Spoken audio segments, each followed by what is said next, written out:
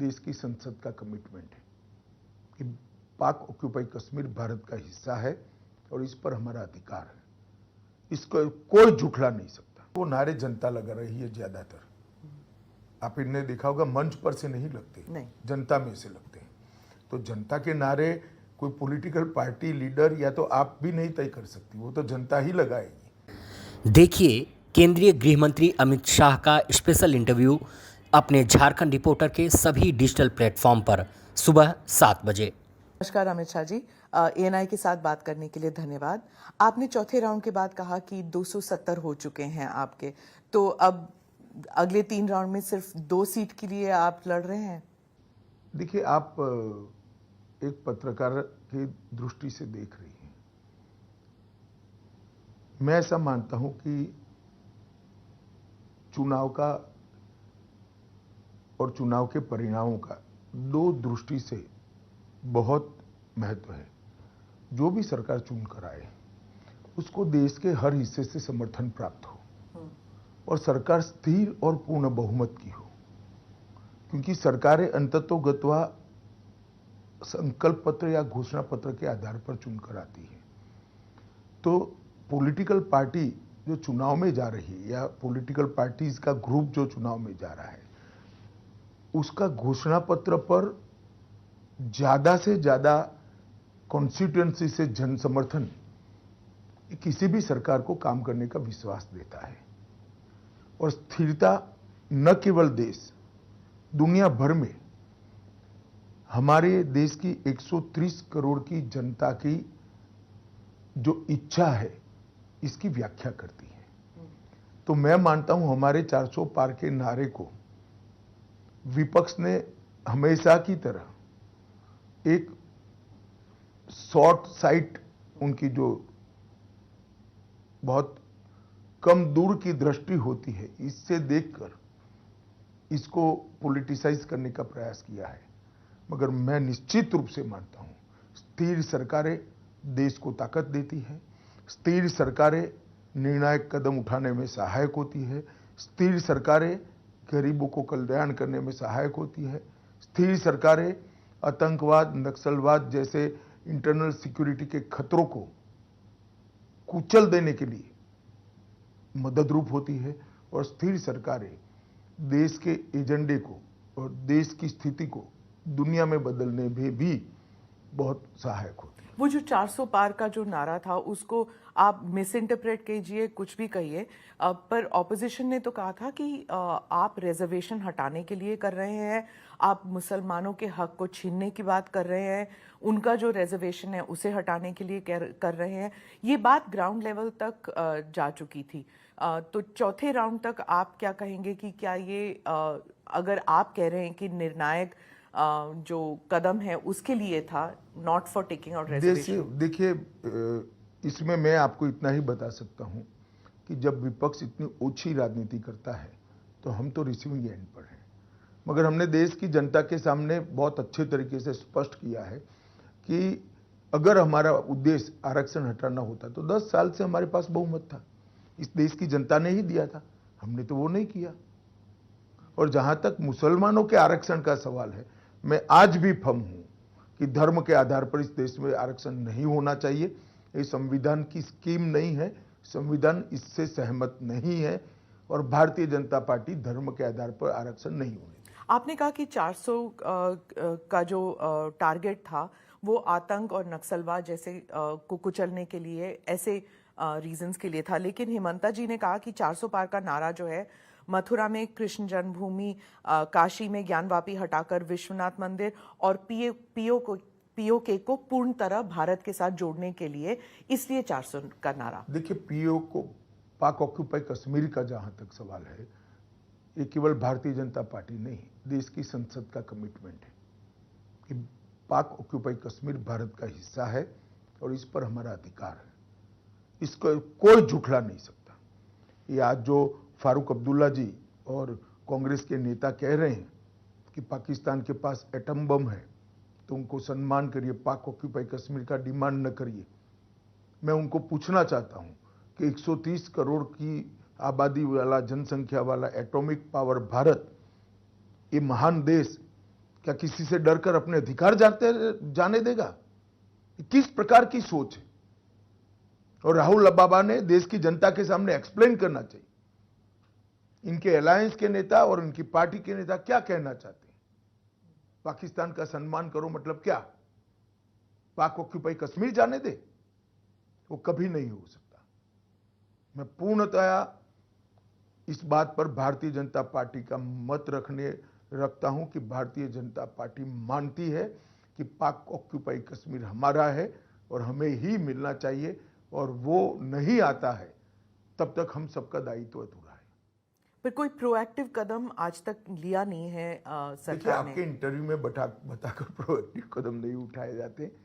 उचित समय पर देश की और दुनिया की स्थिति देखकर, मगर ये हमने हमारा एक लक्ष्य तय किया है। पर वहां पर पहली बार वहां पर आजादी के नारे लग रहे हैं, वहां पर भारी तादाद में पाकिस्तान फौज भेज रही है वहां पे जो अपराइजिंग है उसे कुचलने के लिए, और भारत की तरफ से कोई मतलब चाहे सरकार हो या फिर कश्मीरी लीडर्स हैं वो कुछ नहीं कहते। जब भारत में ऐसे पथराव होते थे, प्रोटेस्ट होते थे, वहां के राजनेता हमेशा कहते थे हम वी आर विद यू, हमारी नैतिक जिम्मेदारी है आपको सपोर्ट करना। देखिए, वहां के डिस्प्यूट्स के आधार पर पाक ऑक्यूपाई कश्मीर का हमारा अधिकार हम जताना नहीं चाहते।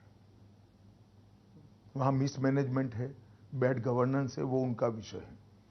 परंतु पाक ऑक्यूपाई कश्मीर हमारा है क्योंकि पूरे कश्मीर का मर्जर भारतीय संघ के साथ हुआ है। वो अधिकार को कैसे लेना वो भारत का सवाल है, वहां के मिसमैनेजमेंट का सवाल नहीं। और हिमंता जी ने जो कहा था कि ज्ञानवापी की जगह विश्वनाथ मंदिर और कृष्ण जन्मभूमि, ये भी 400 का नंबर जो है टारगेट उसके लिए। देखिए, वो दोनों केस सुप्रीम कोर्ट के सामने है। सुप्रीम कोर्ट ने न्यायालय के सामने किसी न किसी स्तर पर पड़े हैं, लंबित है। न्यायालय ने इसका संज्ञान भी लिया है।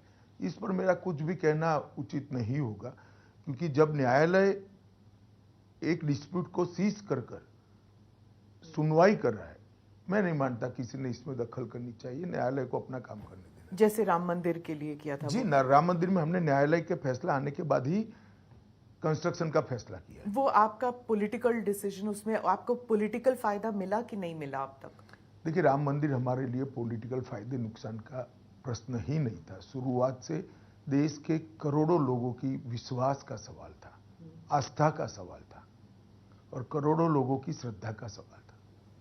पर जब आपके सिर्फ आपके नहीं, जब भी बीजेपी के जो कैंडिडेट्स हैं उनके जो कैंपेन्स होते हैं तो नारे तो लगते हैं, जो राम मंदिर लेके आया हम उन्हें लेके आएंगे। देखिए, वो नारे जनता लगा रही है ज्यादातर।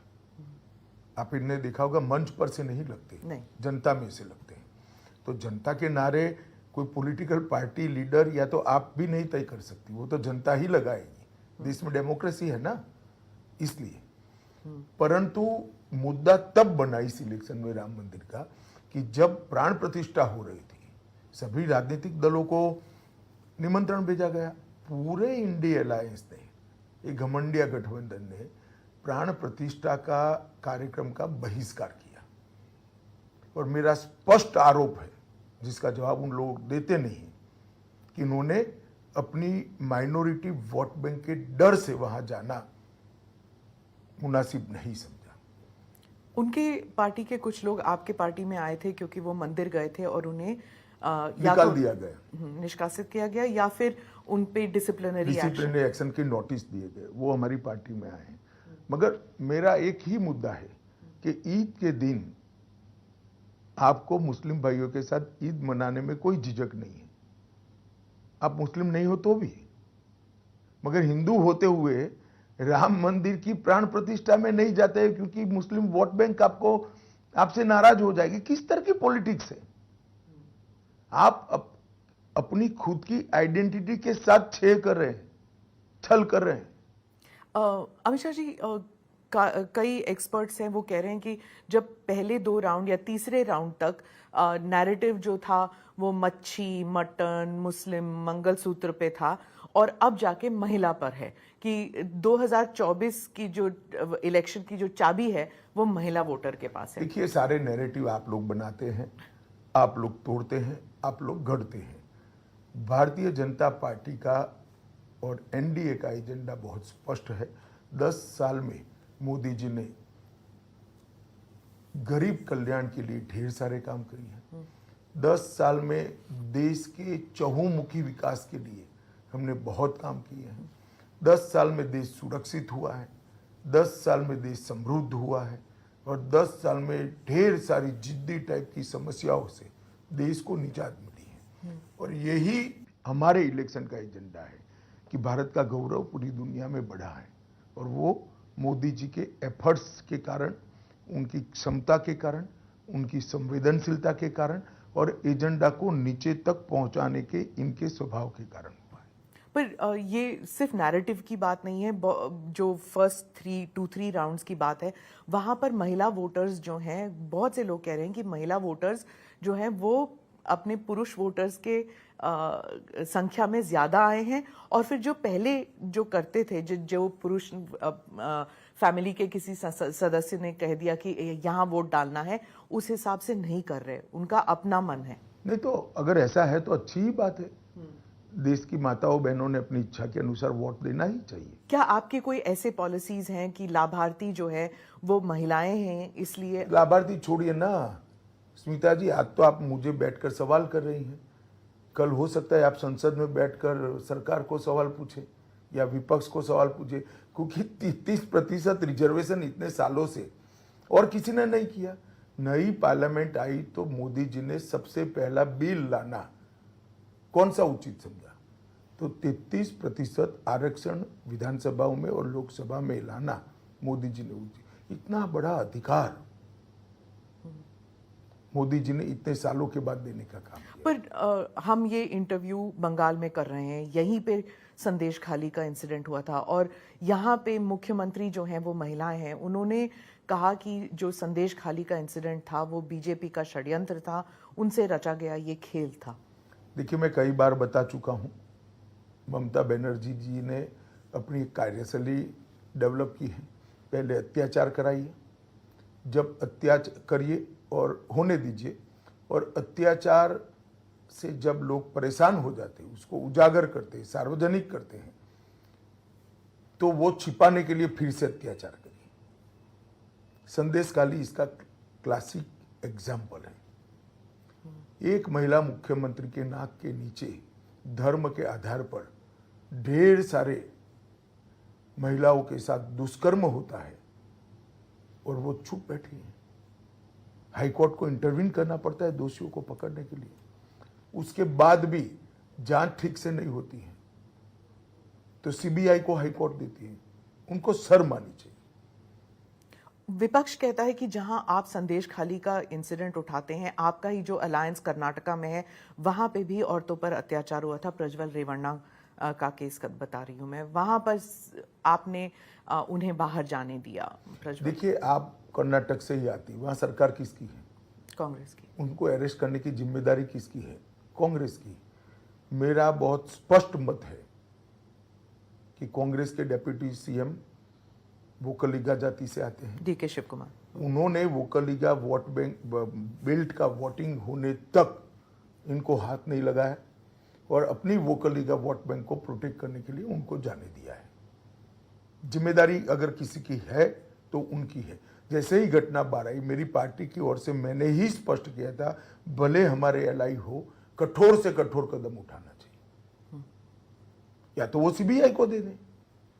बंगाल में जो इलेक्शन रिलेटेड हिंसा होती है उसके बारे में आप कुछ बताएंगे हमें? देखिए, बड़ा दुर्भाग्यपूर्ण है।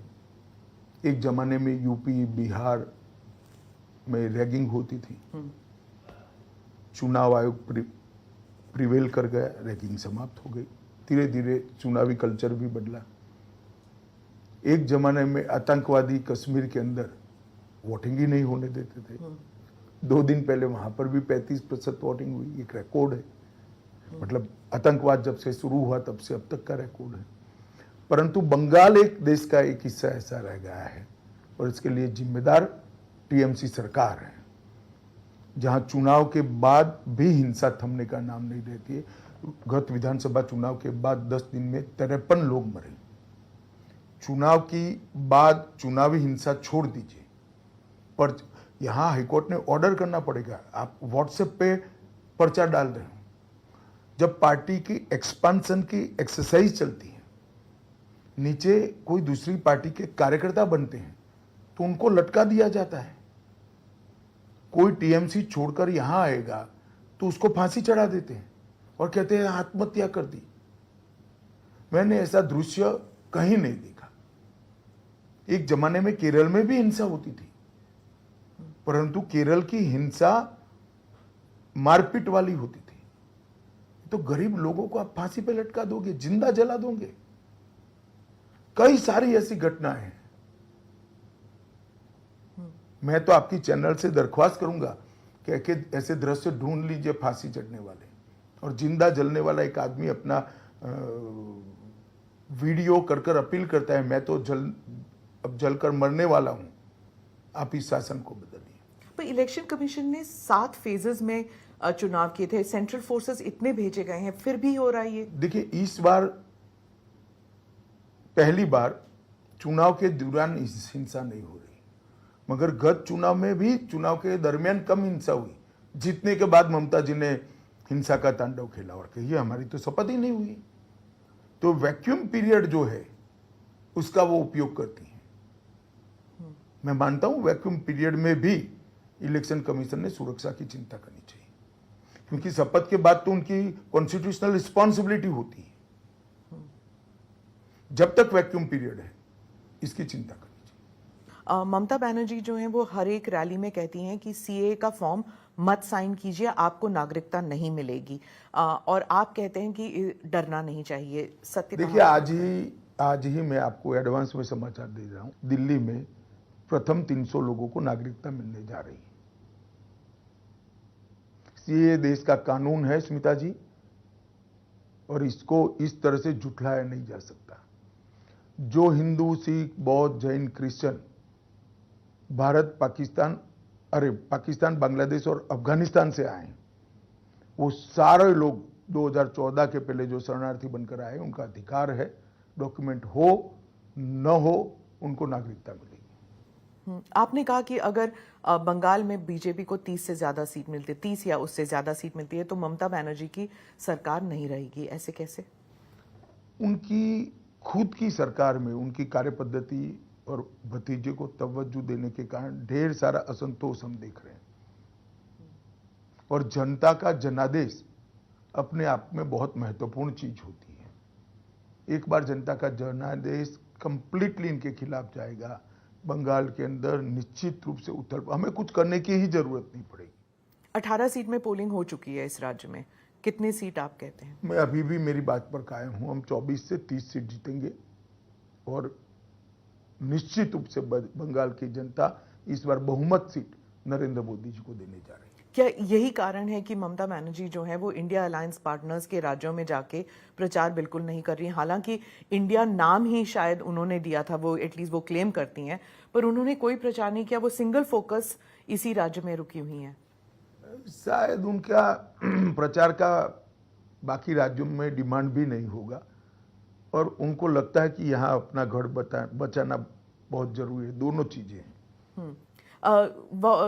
उड़ीसा में भी नहीं गई हैं। उनका संबंध जो है नवीन बाबू के साथ थोड़ा सा खट्टा मीठा रहा है इन द पास्ट।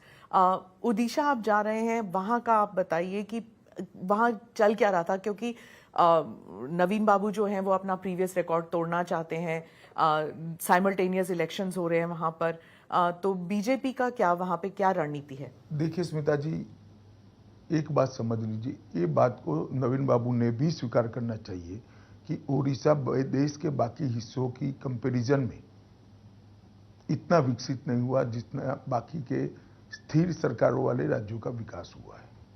चाहे गुजरात हो, महाराष्ट्र हो, मध्य प्रदेश हो, छत्तीसगढ़ हो, उत्तर प्रदेश हो, हिमाचल हो, वहां इतना विकास नहीं हुआ है। पर 15 साल तो स्थिर सरकार थी वहां पे, फिर भी नहीं हुआ, इसलिए जनता बदलाव चाहती। एक दूसरा, मैं मानता हूं कि ओडिशा के प्राइड का मुद्दा भी बहुत महत्वपूर्ण हुआ है। लोगों को कहीं ना कहीं लगता है कि नवीन बाबू के पीछे से सरकार कोई और चला रहा है। उड़िया भाषा, उड़िया कल्चर और उड़िया साहित्य और कला, इसके प्राइड का इश्यू बहुत बड़ा हुआ है। और जिस प्रकार से प्रशासन ने राम जन्मभूमि के प्राण प्रतिष्ठा में सरकार का उपयोग कर लोक उत्सव में लोगों की हिस्सेदारी रोकने के लिए प्रयास किया। इससे भी लोग बहुत खफा है, नाराज है। उड़िया प्राइड की बात करें तो वो कहते हैं कि आपकी पार्टी में कोई चेहरा नहीं है जो नवीन पटनायक के मुकाबले कोई चीफ मिनिस्टर कैंडिडेट बन सके। चले, जनता जब मन बनाती है तब चेहरे दिखाई नहीं पड़ते हैं, जनता ही ढूंढ देती है। हमारे पास अच्छा नेतृत्व है, कई सारे लोग हैं, सक्षम लोग हैं, अनुभवी लोग हैं, 20-20 साल से राजनीति में अलग अलग जिम्मेदारी संभाले हुए लोग हैं। उनके पार्टी से भी कई सारे एक्सपीरियंस लोग हमारे यहाँ ज्वाइन कर चुके, कई साल पहले ज्वाइन कर चुके हैं। तो हमारे पास लीडरशिप क्राइसिस नहीं है। बिहार में क्या आपको गठबंधन का नुकसान होगा या फायदा, क्योंकि एंटी इनकम्बेंसी नीतीश कुमार के अगेंस्ट काफी दिख रहा है ग्राउंड पे। ये चुनाव मोदी जी को प्रधानमंत्री बनाने का है और हमारे गठबंधन की स्ट्रेंथ भी बहुत अच्छी है। हम निश्चित रूप से बिहार में हमारा गत चुनाव का जो परफॉर्मेंस था उसको रिपीट करेंगे। इंडिया अलायंस के पार्टनर्स बिहार में भी प्रचार करेंगे, यूपी में भी प्रचार करेंगे। तो मैं हिंदी बेल्ट पे आती हूँ। जो उत्तर प्रदेश में इंडिया अलायंस में एक नई जान आ गई है जब से केजरीवाल आए हैं, उनका नैरेटिव थोड़ा अग्रेसिव हो गया, क्या ये आप मानते हैं? अभी तो वो कोई अलग इश्यू में ही फंसे हैं, थोड़ा इनको फ्री हो जाने दीजिए, बाद में देखो क्या होता है। पर वो जिस इशू में फंसे हैं वो राज्यसभा की मेंबर हैं स्वाति जी। देखिए, मैं इस पर टिप्पणी करना नहीं चाहता। अगर कोई पुलिस को कंप्लेन करता है तो पुलिस उसका संज्ञान देगी, मगर मैं इतना ही कहता हूं कि अभी उनको बेचारे को जिस इश्यू में फंसे इससे निपटारा लाने दीजिए, काहे को ये सब में उलझाती है आप। पर वो है ना 20 दिन और बाहर हैं, उन्होंने कहा है कि अगर इश्यू अभी तो चल रहा है ना, देखिए कितना चलता है। वो कैंपेन में तो कह रहे हैं कि अगर झाड़ू पे वोट लगेगा तो उन्हें जेल जाने की जरूरत नहीं होगी। देखिए, तो मैं तो मानता हूं कि सुप्रीम कोर्ट का स्पष्ट रूप से कंटेम्प्ट है। इनका कहने का मतलब है जो विजयी होता है सुप्रीम कोर्ट उनको दोषी होने के बावजूद भी जेल नहीं भेजती। अब जिन जज साहबों ने उनको जमानत दी है उनको ये सोचना है कि उनके जजमेंट का क्या उपयोग या दुरुपयोग हो रहा है। आप उस जजमेंट के बारे में क्या कहेंगे? Interim bell. देखिए, सुप्रीम कोर्ट को अधिकार है न्याय की व्याख्या करने का, पर पहली बार हो रहा है कि मगर मैं मानता हूं ये रूटीन और नॉर्मल प्रकार का जुडिशियल जजमेंट नहीं है।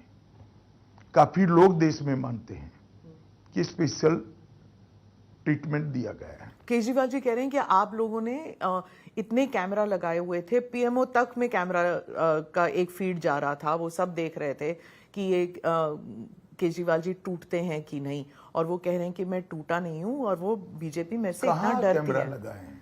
तिहाड़ में। तिहाड़ उनके पास है, हमारे पास नहीं है। ये कंटिन्यूअसली झूठ बोलते हैं।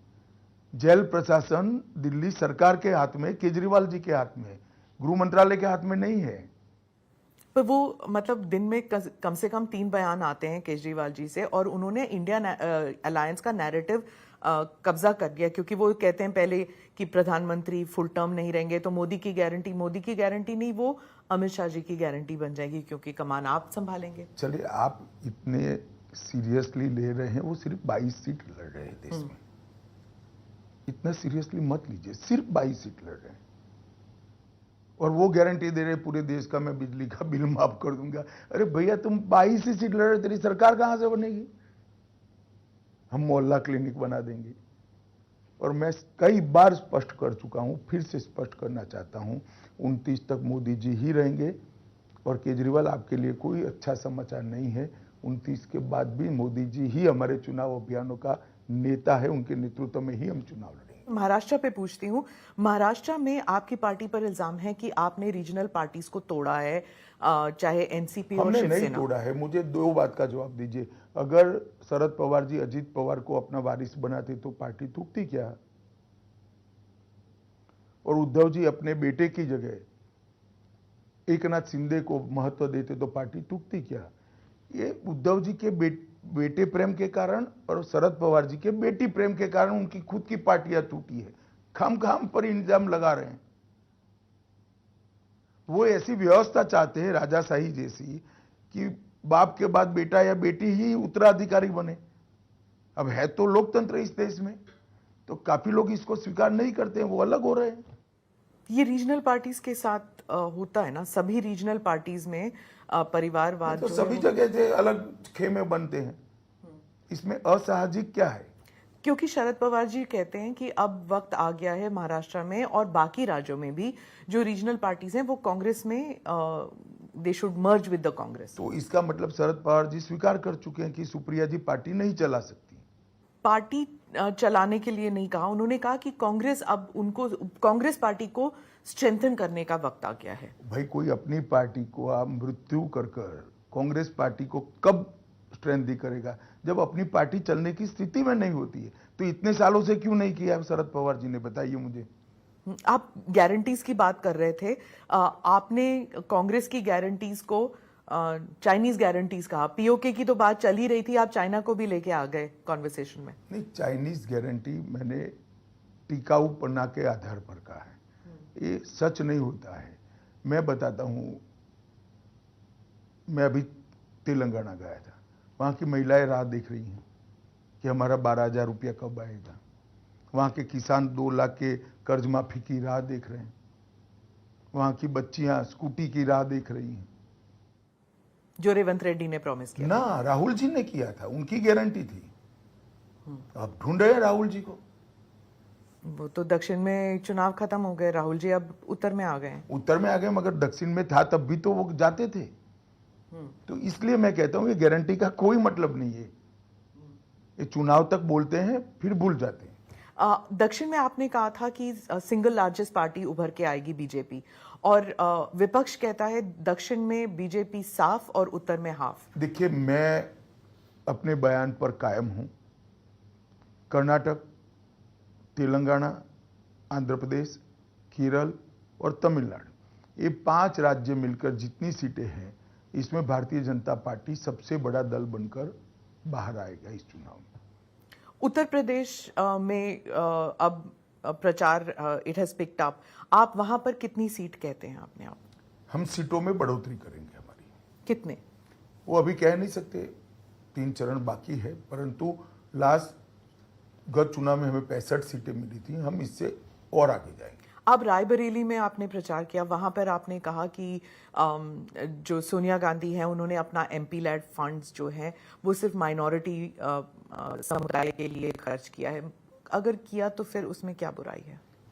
आपके वाक्य को ही मैं एलोबरेट कर, सिर्फ माइनॉरिटी पर आपत्ति है, बाकी के वोटर आपके नहीं है क्या? टेकन फॉर ग्रांटेड ले रहे हैं आप? इतना ही छोटा सा सवाल है। वहां पर जो आपका कैंडिडेट है उसका स्टेचर गांधी फैमिली के मुकाबले थोड़ा कम नहीं है क्या? आप एक किसी और कैंडिडेट को वहां पर देखिए, मैं 9 साल का था, थे? 9 साल का था तब नारे लगाता था इमरजेंसी के खिलाफ। थोड़ा बड़ा हुआ, हम आसाम के नरसंहार के लिए नारे लगाते थे। आसाम की गलियां सुनिए, इंदिरा गांधी खूनी है। स्ट्रेचर देश की जनता बनाती है, कहीं जन्म लेने से नहीं बनता है स्मिता जी। हम सब सामान्य परिवार से जन्म लिए हैं, हमने जनता ने बड़ा किया है। तो लोकतंत्र का मतलब क्या है? और मेरी बात याद रखिए, आप जो कहते हैं कि जिनका स्ट्रेचर कम है, वो दिनेश प्रताप सिंह राहुल गांधी के सामने चुनाव जीत कर आए। वहां पर प्रियंका गांधी जब कैंपेन कर रही है, वो भी इमोशनल अपील कर रही हैं कि जब मैं छोटी थी तब मैं अपने पिताजी को लेके आई थी, जब उनकी मृत्यु हुई थी, उनको मारा गया था। ही वॉज इन पीसेस, उन्होंने ये कहा। उन्होंने अपनी दादी का जिक्र किया कि हमारे परिवार ने भी खून बहाया है इस देश के लिए। तो हम पे क्या इल्जाम लगाते हैं आप? हमको क्या सिखाते हैं देशभक्ति? नहीं, हम नहीं सिखाते उनको।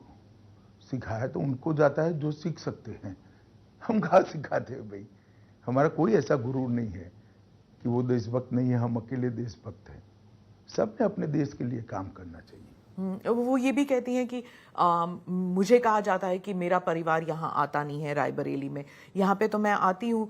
गृह मंत्री को कैसे पता कि मैं यहाँ आती हूँ कि नहीं आती हूँ? क्योंकि आपने कहा था सार्वजनिक है भाई, आपके ही लोग बता देते हैं, एनआई वाले ही बता देते हैं। मत बताइए आप, अगर उनको आपत्ति है तो मुझे कैसे पता चला हो। गांधी परिवार जो है वो अमेठी में नहीं लड़ा, रायबरेली में लड़ रहा है, इसे आप कैसे देखते हैं? देखिए, कोई भी चुनाव तो कहीं पर से लड़ सकता है, मगर राहुल गांधी जी ने वायनाड से वोटिंग के पहले कह देना चाहिए था कि मैं 2 जगह से लड़ने वाला हूं। ये हाइड करना मेरे हिसाब से ठीक नहीं है लोकतांत्रिक दृष्टि से। तो भी वो कर सकते हैं, परंतु मुझे ठीक नहीं लगता। पर वायनाड की जनता को कहना चाहिए कि मैं 2 जगह से लड़ने वाला हूं, आप आपका फैसला करिएगा, इसमें क्या आपत्ति हो सकती। वायनाड का चुनाव पैक होने के बाद जब पोस्ट पोल सर्वे की जानकारी में खतरा दिखता है और फिर आप रायबरेली आते हो, तो मैं मानता हूं वायनाड के मतदाताओं के साथ अच्छा नहीं है। राहुल गांधी से आपने 5 सवाल पूछे थे, क्या उम्मीद है कि वो जवाब देंगे?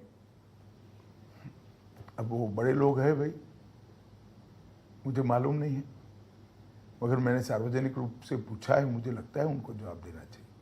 आप उन्हें बड़े लोग कहते हैं, उन्होंने तो कहा कि हम डिबेट करना चाहते हैं, लेकिन बीजेपी समझती है कि प्रधानमंत्री, गृह मंत्री सब बहुत बड़े लोग हैं, वो डिबेट नहीं करेंगे गांधी परिवार के किसी भी। मैं तो आपके साथ डिबेट ही कर रहा हूँ, मैंने उनको आपके साथ बैठकर ऐसे डिबेट करते हुए नहीं देखा है।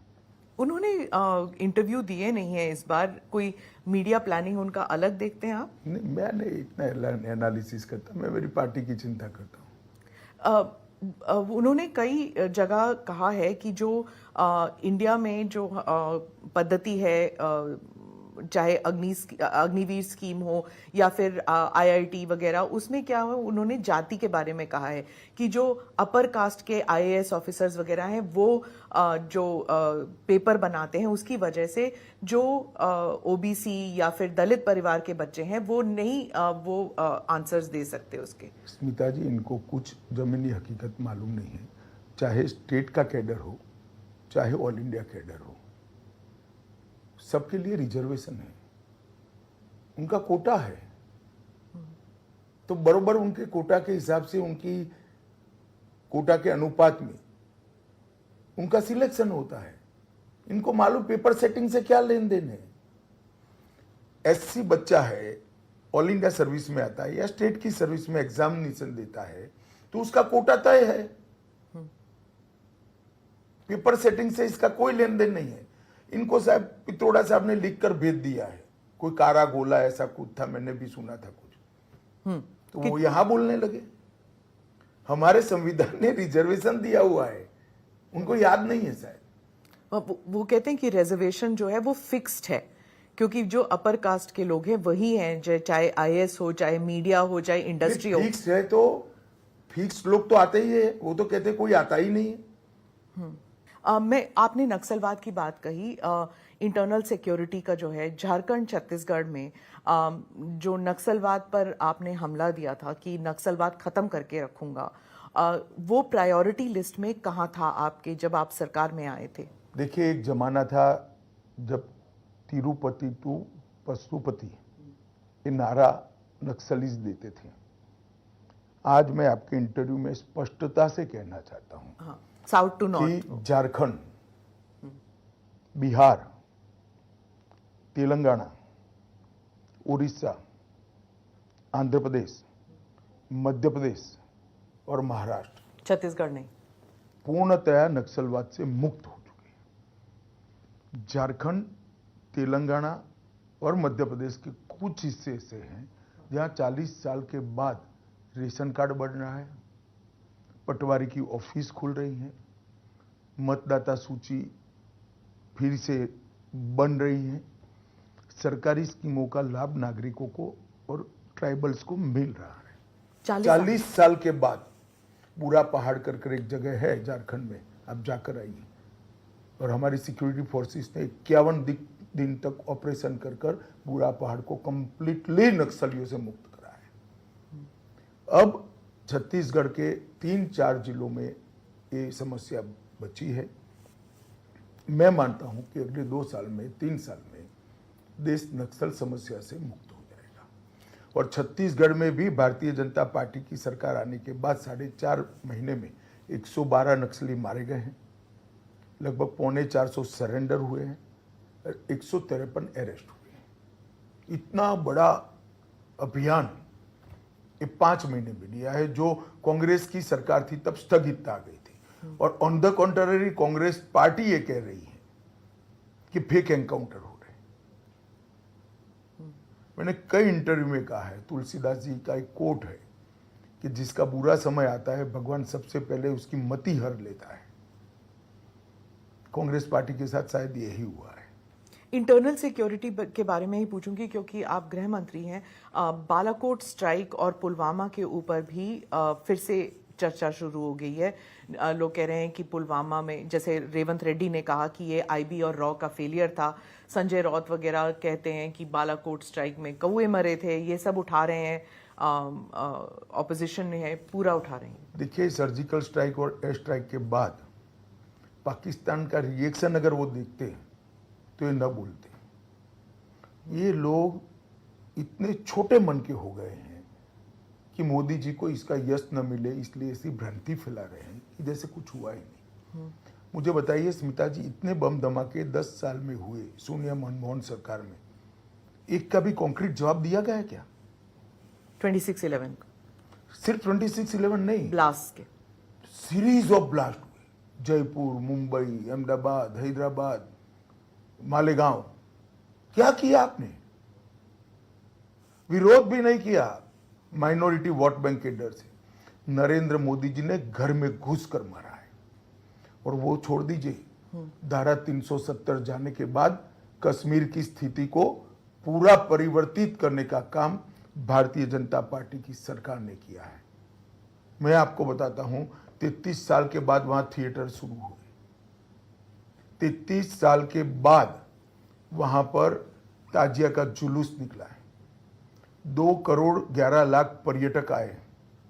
पत्थरबाजी की एक भी घटना 23-24 पूरे साल में नहीं हुई। पूरे जम्मू कश्मीर में 2 दरबार की सिस्टम बनाए रखी थी, हमने समाप्त कर दी है। लगभग हजारों करोड़ का इन्वेस्टमेंट आज कश्मीर में जा रहा है।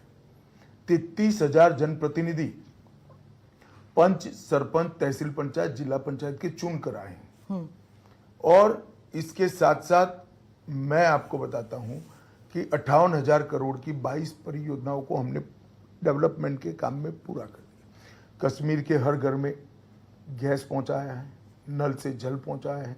हर कश्मीरी को, देश में भी तो गरीब को मिलता है, यहाँ हर कश्मीरी को 5 लाख तक की स्वास्थ्य की सुविधाएं कश्मीर प्रशासन और नरेंद्र मोदी जी दे रहे हैं। और इसके साथ साथ हमने कठोर कदम उठाए। जिस घर से पथराव की घटना की एफआईआर होती है उनको सरकारी नौकरी अब नहीं मिलती है। जो टेररिस्टों से रिश्ते रखे उनको सरकारी नौकरी से बेदखल किया जा रहा है।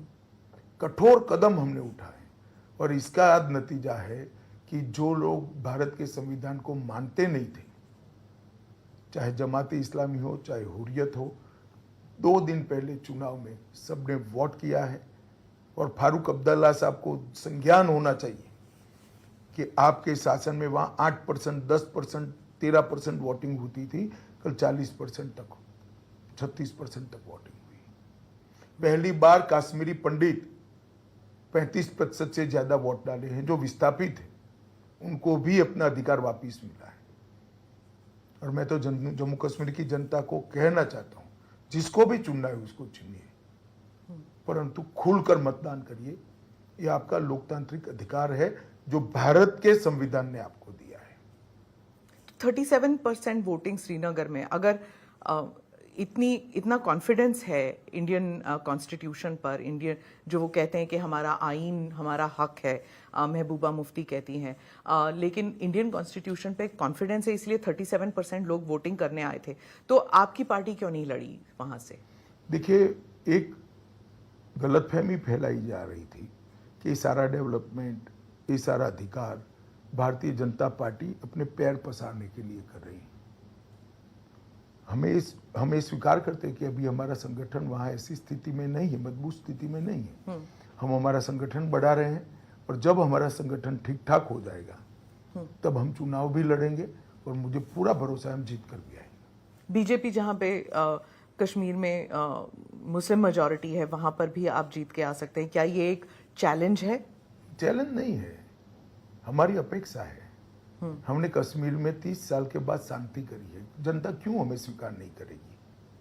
क्या यही कारण है कि पंजाब में भी आप इस बार बिना गठबंधन के लड़ने वाले हैं? नहीं, इसके कारण से नहीं लड़े हैं, हमारा सीटों के बारे में तालमेल नहीं हो पाया, इसलिए हम बिना गठबंधन से लड़े। क्योंकि ये भी सिक्योरिटी रिलेटेड स्टेट है, यहाँ पर भी आतंकवाद हुआ था एक जमाने में, और सिचुएशन जो है बॉर्डर स्टेट है, यहाँ पर भी सिक्योरिटी का मसला उठेगा। खालिस्तान के जो सपोर्टर्स हैं वो भी देख रहे हैं या नहीं, देख नहीं रहे, लड़ भी रहे हैं, चुनाव भी लड़ रहे हैं खालिस्तान के सपोर्टर्स, तो वो नैरेटिव भी चलेगा?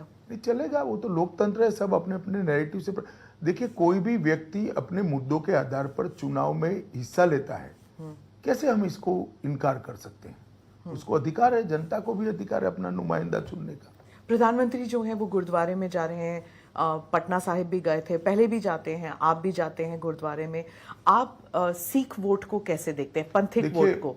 गुरुद्वारा में जाना, इसको सिख वोट के साथ न जोड़िए। सिख गुरुओं ने जितना बलिदान इस देश की परंपराओं के लिए, इस देश के सम्मान के लिए, इस देश के धर्म के लिए दिया है, शायद ही किसी ने दिया होगा। आज 10वें गुरु के जन्मस्थान पर मोदी जी जाते हैं तो एक व्यक्ति ने अपने 2 शहजादों को दीवार में जिंदा चुनवा दिया, 2 शहीद हो गए, वंश ही नहीं बचा। वो व्यक्ति को सम्मान देना हर भारतीय का कर्तव्य है, हर भारतीय का कर्तव्य। किसके लिए उन्होंने बलिदान दिया? अत्याचार के खिलाफ लड़े हो, धर्मांधता के खिलाफ लड़े हो, कन्वर्जन के खिलाफ लड़े हो, और उनका सम्मान करना न केवल मोदी जी ने तो अच्छा ही किया है, देश के हर नागरिक का कर्तव्य है। इसको आप वोट के साथ कृपया मत जोड़िएगा। आप कन्वर्जन की बात करते हैं तो यूसीसी पे आती हूं मैं। यूसीसी अभी एजेंडा में है या नहीं है बीजेपी? निश्चित रूप से हमारे संकल्प पत्र का एक अहम मुद्दा है, यूसीसी हम लाएंगे। हमारे संकल्प पत्र का एक अहम मुद्दा है कि इस देश में एक देश एक चुनाव का नियम भी हम लाना चाहते हैं, इस पर भी चर्चा होनी चाहिए। और हमारे चुनाव का एक अहम मुद्दा है कि आने वाले दिनों में हम धर्म विशेष के कानूनों को, पर्सनल लॉ को नहीं आने दें। पर्सनल लॉज तो राहुल गांधी जी, वो भी एक सवाल है जो आपने पूछा था कि क्या पर्सनल लॉ आने देंगे, तो क्या शरिया कानून, उससे जोड़ा था आपने? नहीं तो क्या, कौन सा पर्सनल लॉ लाना चाहते हैं? शरिया के मुस्लिम पर्सनल लॉ। मुस्लिम पर्सनल लॉ तो वो शरिया का ही अंग्रेजी ट्रांसलेशन है जो अंग्रेजों ने किया था।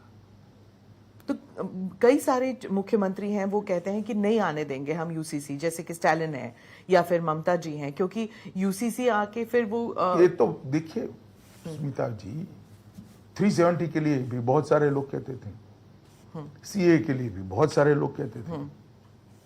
अब ये सब वास्तविकता बन चुका है, जनता ही निर्णय करती है, और इसीलिए हम चुनाव के पहले कह रहे हैं, कोई गोपनीय बात नहीं है। पर यूसीसी स्टेट वाइज हो रहा है ना, जैसे ऐसा जरूरी नहीं है,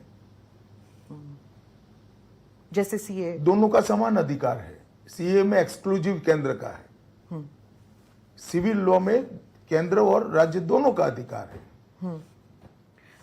मैं वापस उत्तर प्रदेश में आती हूँ। उत्तर प्रदेश में ज्यादा से ज्यादा नंबर लाना क्या बहुत जरूरी है? क्योंकि देश में हर सीट जितना भारतीय जनता पार्टी के लिए जरूरी है, लेकिन क्योंकि मैं मेरी पार्टी का एक्सपेंशन चाहता हूं, मेरी पार्टी की आइडियोलॉजी को पूरा देश स्वीकार करे, मेरे मन की इच्छा है, इसमें क्या बुराई है? अमित शाह जी, इलेक्शन इंटरफेरेंस पे मैं एक सवाल पूछूंगी, क्योंकि बहुत से जो अखबार हैं, विदेश के अखबार, उन्होंने आर्टिकल लिखे हैं कि अगर बहुत ज़्यादा नंबर आते हैं बीजेपी के तो ऑटोक्रेसी की तरफ जाएगा, और ये एक सीरीज है देखिए, विदेश के मित्रों ने हमारी इतनी चिंता करने की जरूरत नहीं है।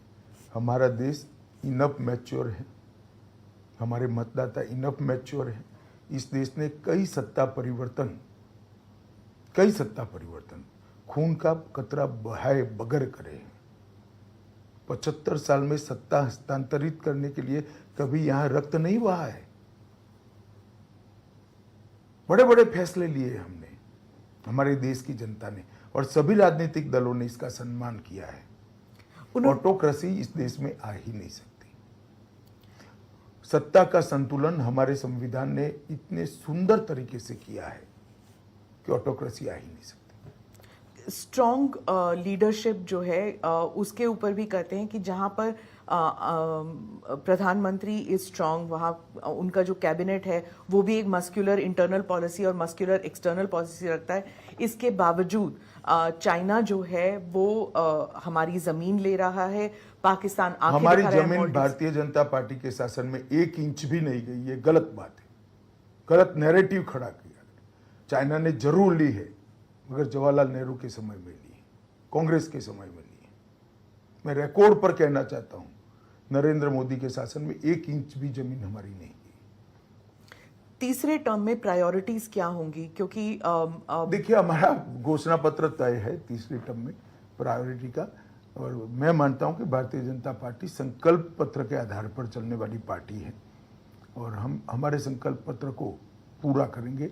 हमने 14 और 19 के संकल्प पत्र के 92% वादे पूरे किए हैं, और मैं जनता को विश्वास दिलाना चाहता हूं, मोदी जी ने स्वयं जिस संकल्प पत्र को अभी घोषित किया है 2024 के आम चुनावों के लिए, उसको भी हम 100% इम्प्लीमेंट करेंगे।